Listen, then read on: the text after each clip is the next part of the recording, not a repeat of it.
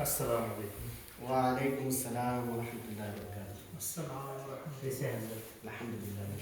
تو آج کہنے کا مطلب تھا کہ ابھی 3 دن بیٹھے ہوئے ہیں، تو ہم تو اتنا پڑھے لکھے نہیں ہیں، اور باقی یہاں پہ آپ 2 حضرت ہیں، تو کچھ نماز کے بارے میں جانکاری لے لیا جائے اور سوال کیا جائے حضرت سے۔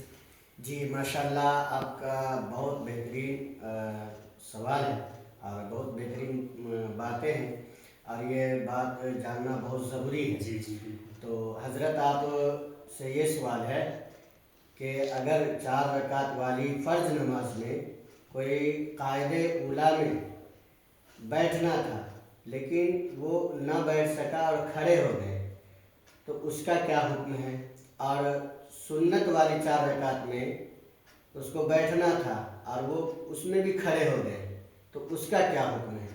دونوں کا الگ الگ حکم آپ ارشاد فرما دیجیے۔ جی دیکھیے، جیسے 4 رکعت والی نماز میں جیسے قیام یہ فرض ہے، فرض نماز میں کیا ہے؟ قیام فرض ہے۔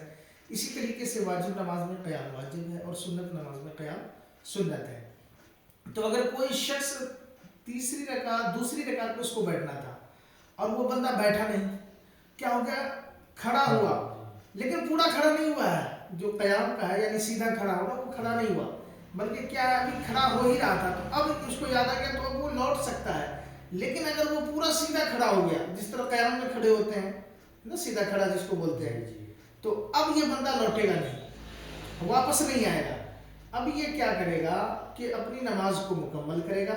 مکمل کرنے کے بعد آخری میں جو ہے تحیات پڑھے گا، تحیات پڑھنے کے بعد درود شریف پڑھے گا، تحیات پڑھنے کے بعد وہ کیا کرے گا؟ دائیں طرف سلام پھیر دے گا، ٹھیک ہے، اور سجدہ کرے گا 2 رکعت، ہے نا، 2 سجدہ کرے گا، یعنی 2 سجدہ، 2 رکعت نہیں 2 سجدہ کرے گا۔ اس سجدہ کو سجدہ سہو کہتے ہیں۔ ہاں، سجدہ سہو کہتے ہیں۔ تو اب سجدہ کرے گا، سجدہ کرنے کے بعد پھر کیا کرے گا؟ وہ پھر تحیات پڑھے گا، درود شریف پڑھے گا، دعائے مسورہ پڑھنے کے بعد سلام پھیر دے گا، نماز ہو جائے گی، ٹھیک ہے۔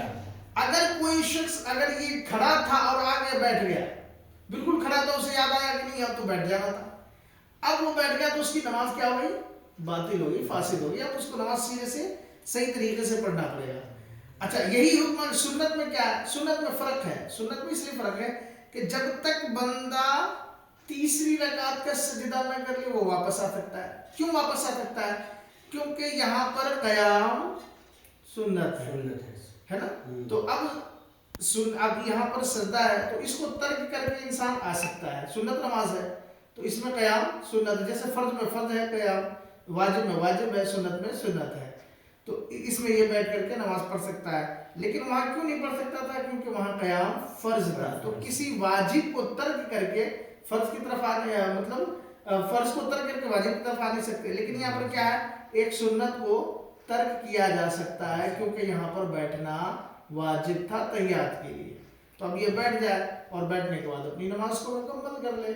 اس میں سجدہ سہو نہیں ہے؟ اس میں سجدہ سہو نہیں ہے، نہیں، اس میں سجدہ سہو ہے، کیونکہ یہ اس کو مطلب تشہد پڑھنا تھا، تو سجدہ سہو کا واجب ہوتا ہے، کسی واجب کو ترک کرنے پر سجدہ سہو واجب ہوتا ہے۔